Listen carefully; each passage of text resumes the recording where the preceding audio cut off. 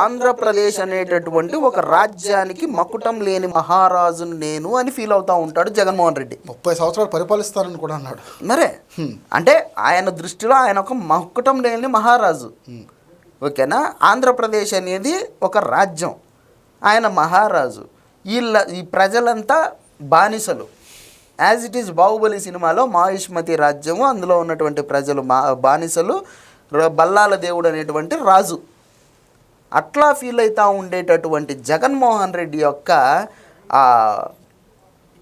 Emotion కావచ్చు, లేదంటే ఆ ఉద్దేశం కావచ్చు, ఇంకోటి కావచ్చు, ఆ ఫీలింగ్ ఏదైతే ఉందో నేను మకుటం లేని మహారాజును అనేటటువంటి అధికార మదాన్ని జనాలు కూకటి వేళ్లతో సైతం పెకిలించి పడేసినటువంటి పరిస్థితి 2024 ఎలక్షన్లలో. ఓకేనా. ఎప్పుడు తెలుగుదేశం పార్టీ చరిత్రలో ఇంతటి ఘన విజయం సాధించలేదు అని నమ్మేటటువంటి విశ్లేషకులు సైతం నివ్వెరబోయి అబ్బా ఇదేమి సక్సెస్ వీళ్ళకు అని చెప్పేసి ముక్కున ఏలేసుకున్నటువంటి పరిస్థితి 2024లో. ఏ చంద్రబాబునైతే అసెంబ్లీ సాక్షిగా ఏడిపించాడో జగన్మోహన్ రెడ్డి, అదే చంద్రబాబు ఈరోజు ముఖ్యమంత్రి అయిపోయాడు. ఏ నారా లోకేష్ పేరు అయితే తలవడానికి కూడా ఇష్టపడాడు జగన్మోహన్ రెడ్డి, అదే నారా లోకేష్ దాదాపు 98 సీట్లను ఏకపక్షంగా గెలిపించుకొచ్చినటువంటి పరిస్థితి.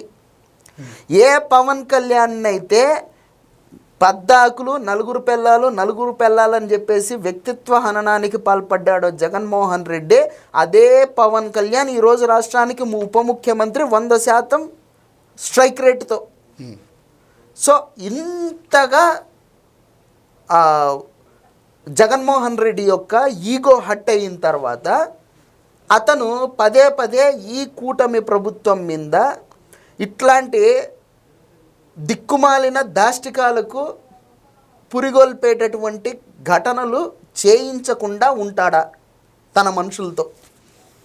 ఖచ్చితంగా చేస్తాడు కదా. జగన్మోహన్ రెడ్డి గారి పరిపాలనలో ఎంతవరకు కావాలో అంతవరకు దాన్ని వాడేసుకుంటున్నారే, ఖచ్చితంగా వాడుకుంటారు. ఇప్పుడు జగన్మోహన్ రెడ్డి పరిపాలనలో లెక్క పెడితే 100ల కొద్ది దళితుల్ని చంపేశారు. రైటే. దాన్ని కోనసీమలో ఊళ్ళ దళిత వాడలను తగలబెట్టారు అల్లర్లు. ఈ రోజుటికి ఏమన్నా మాట్లాడితే కారం చేడు ఘటన గురించి మాట్లాడతారు వైఎస్ఆర్సీపీ పార్టీకి సంబంధించినటువంటి నాయకులు. ఏది ఏ వైసీపీ లీడర్నైనా సరే చుండూరు ఘటన గురించి మాట్లాడమనండి, దమ్ముందేమో చూద్దాం. ఎందుకు మాట్లాడరు? చుండూరు ఘటనలో దళితుల్ని చంపేసింది ఎవరు? రెడ్లు. అవును. కాబట్టి మనం మనకు గుర్తుండవు అవి. అదే కారం చేడులో అనుకో కమ్మోళ్ళు కదా. కాబట్టి మాట్లాడతాం, ధారాళంగా మాట్లాడతాం. వంగవీటి రంగ హత్య గురించి మాట్లాడతారు, పరిటాల రవి హత్య గురించి మాట్లాడరు. నేను కూడా చెప్పేది మొదటి నుంచి కూడా అటు కాంగ్రెస్ డిఎన్ఏ కానీ లేదంటే ఈ వైసీపీ కానీ ఎప్పుడు గుడ్డ కాల్చి మొహాన వేయటం, ఇది వాళ్ళు తుడుచుకోవటం. ఎందుకు అలాగ అంత బలంగా వాళ్ళ మీడియా కానీ సోషల్ మీడియా కానీ వాళ్ళ వక్తలు కానీ ఒకే విషయాన్ని 5-6 చెప్పేవాళ్ళు, ఒకే విషయం మీద 5-6 మాట్లాడారు. కానీ తెలుగుదేశం పార్టీకి స్పోక్ పర్సన్స్ లేరా? వాళ్ళు ఎందుకు మాట్లాడరు ఈ విషయాల మీద? ఇప్పుడు Telugu Desam ideology from the beginning కూడా కూడు గూడు గుడ్డ, ఇది ఐడియాలజీ తెలుగుదేశం పార్టీది. ప్రతి ఒక్కరికి 3 పూటలా తినడానికి ఫుడ్ దొరకాలి, ప్రతి ఒక్కరికి ఉండడానికి ఇల్లు ఉండాలి, ప్రతి ఒక్కడు సంతోషంగా ఉండాలి. ఇది వాళ్ళ ఐడియాలజీ. తర్వాత బాబు గారు టేక్ ఓవర్ చేసిన తర్వాత పార్టీని, తెలుగుదేశం పార్టీ యొక్క ఐడియాలజీ ఏంటంటే చదువు, ఉద్యోగం, అభివృద్ధి, ఈ 3. సో వీటి మీద కాన్సన్ట్రేషన్ ఎక్కువైపోయి తెలుగుదేశం పార్టీకి ఓకేనా రాజకీయాలు చేయడం మానేసింది. తెలుగుదేశం పార్టీలో చంద్రబాబు గారు ఒక్కరే కాదు కండి ఉన్నది, లోకల్ లీడర్స్ అయినా కూడా ఇప్పుడు ఎక్కడ చూసినా తెలుగుదేశం ఐడియాలజీ అంతా ఒకటే ఉంటుందండి. తెలుగుదేశం పార్టీలో ప్రతి కార్యకర్త ఒక చంద్రబాబే. చంద్రబాబు ఏం ఆలోచిస్తాడో కార్యకర్త కూడా అదే ఆలోచిస్తాడు. కార్యకర్త ఏమి ఇదో కాంగ్రెస్ వాళ్ళు మన మీద ఇట్లా తప్పుడు ఆరోపణలు చేశారు కదా మనం కూడా చేసేద్దాం, లేదంటే వైసీపీ వాళ్ళు ఇట్లా తప్పుడు ఆరోపణలు చేస్తున్నారు కదా మనం కూడా చేసేద్దాం, ఆ సినిమా అంతా ఉండదు. ఒక ఆరోపణ తప్పుడు ఆరోపణ చేయొద్దు. నేను చెప్తున్నాను ఏంటంటే తెలుగుదేశం పార్టీ నాయకుల గురించి పక్కన పెట్టండి మీరు. ముందు ఒక సామాన్య కార్యకర్త కూడా ఒక అలిగేషన్ చేయాలంటే 1కి 10 సార్లు ఆలోచించుకొని అది నిజమా కాదా, దీనికి ఎవిడెంట్ ఉందా లేదా అనేది 1కి 10 సార్లు వాడికి వాడు చెక్ చేసుకొని అది 100% నిజం అనిపిస్తేనే అలిగేట్ చేస్తాడు.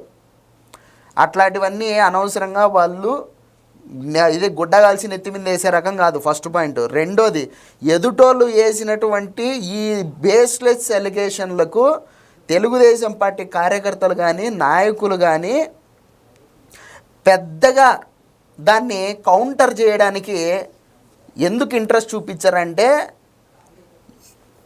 వాడు ఒక ఎలిగేషన్ వేసాడు కదా అని చెప్పేసి నేను దానికి కౌంటర్ ఇస్తే అనవసరంగా ఆ పనికి మాలినటువంటి విషయానికి పబ్లిసిటీ ఇచ్చిన వాడిని అవుతా. దానివల్ల నష్టపోయినటువంటి దాఖలాలు కూడా ఉన్నాయి. నష్టమే ఎక్కువ జరిగింది. ఉదాహరణకు ఒక పింక్ డైమండ్ అని, ఒక 39 మంది కమ్మ డిఎస్పీలని, ఇట్లాంటివన్నీ నష్టాలే ఎక్కువ జరిగినాయి, లేదని చెప్పలేదు. అయినప్పటికీ కూడా వాళ్ళు ఇలాగే ఆలోచిస్తారు. ఒక పనికి మాలినటువంటి అలిగేషన్ ఎదుటోడు వేసినప్పుడు దానికి నేను స్పందిస్తే దానికి నేను పబ్లిసిటీ ఇచ్చినట్లే. ఇప్పుడు మొన్న అంబేద్కర్ గారి మెడలో ఈ చెప్పుల దండలు వేశారు. ఎవడేసాడు? వైసీపీ వేసాడు. వైసీపీ వాళ్ళు ఏం చేశారు? కూటమి ప్రభుత్వం వచ్చిన తర్వాత బాబాసాహెబ్కి కూడా రక్షణ లేదు, గౌరవం లేదు, మేము ఎంతో పెద్ద విగ్రహం పెట్టాం అని చెప్పేసి అంటున్నారు. మేము గౌరవించాం. దానికి తెలుగుదేశం పార్టీ కార్యకర్తలు కానీ నాయకులు కానీ ఎక్కడా స్పందించలేదు. ఎందుకంటే ఏసినోడు ఎవడనేది మాకు తెలుసు. ఇప్పుడు దానికి పెద్దగా మనము పబ్లిసిటీ ఇవ్వక్కర్లేదు. ఈ రోజు కాకపోతే వారానికో 10 రోజులకో అది ఎవడు వేసినాడో వాడిని మాత్రం పట్టుకొని వచ్చి ముడి మీద దాన్ని జైలు వేస్తారు. దొరికేసాడంట. మరి దొరికాడా లేదా? ఈరోజు దొరికాడు.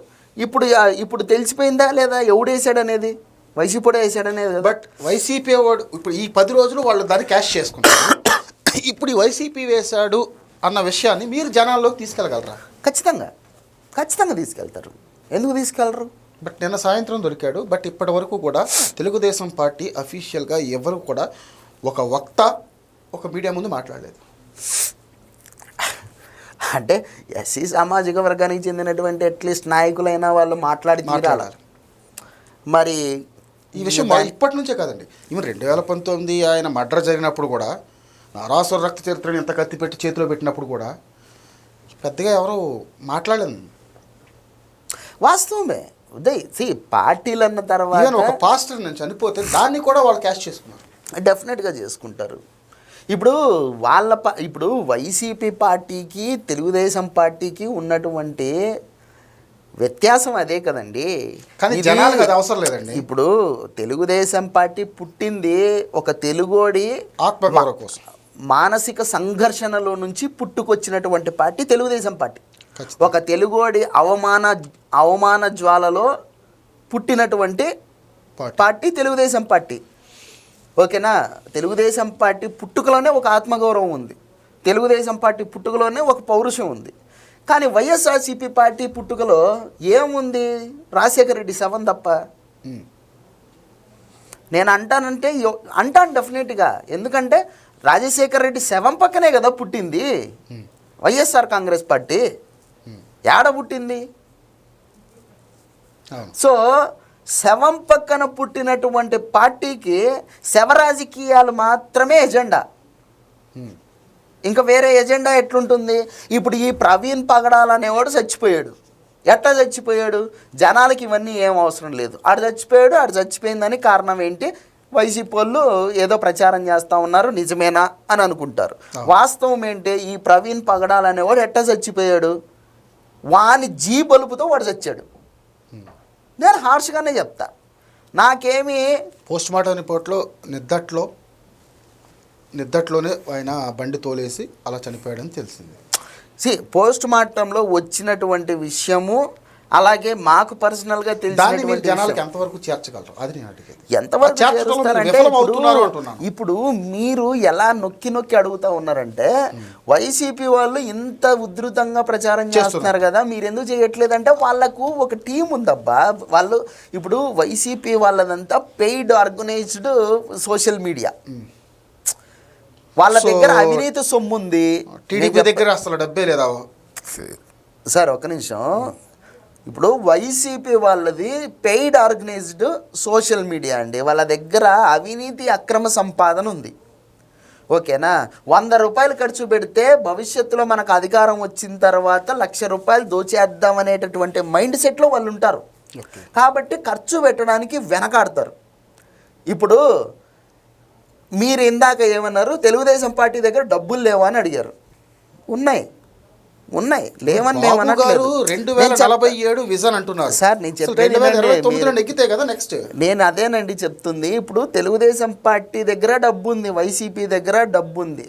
కానీ వైసీపీ పార్టీ డబ్బును ఎందుకు ఖర్చు పెడుతుంది అంటే ఇట్లాంటి పెయిడ్ సోషల్ మీడియాలు నడపడానికి, లేదంటే కనుక న్యూస్ ఛానళ్ళను కొనడానికి, లేదంటే అధికారులను కొనడానికి, అధికారులను లోపరుచుకోవడానికి, ఇటువంటి వాటికి డబ్బు ఖర్చు పెడుతుంది. కానీ తెలుగుదేశం పార్టీ దగ్గర డబ్బు ఉన్నదాన్ని వాళ్ళు ఏ దానికి ఖర్చు పెడతారు? ఆ ఎన్టీఆర్ ట్రస్ట్ ద్వారా జనాలకు సేవ చేయడానికో, లేదంటే కనుక తెలుగుదేశం పార్టీకి ఉన్నటువంటి 1 కోటి మంది కార్యకర్తలకు ఏదైనా కష్టం వచ్చినా నష్టం వచ్చినా ఆ కార్యకర్తలను ఆదుకోవడం కోసమో, ఆ కార్యకర్తల బిడ్డల్ని చదివించడానికి కాలేజీలు కట్టారు, స్కూళ్ళు కట్టారు, వాటికి ఖర్చు పెట్టడానికో ఇటువంటి వాటికి వాడతారు. కానీ ఎదుటోళ్ళ మీద గుడ్డగాల్చి వేసేయడం కోసం డబ్బులు ఖర్చు పెడతారా తెలుగుదేశం పార్టీ వాళ్ళు?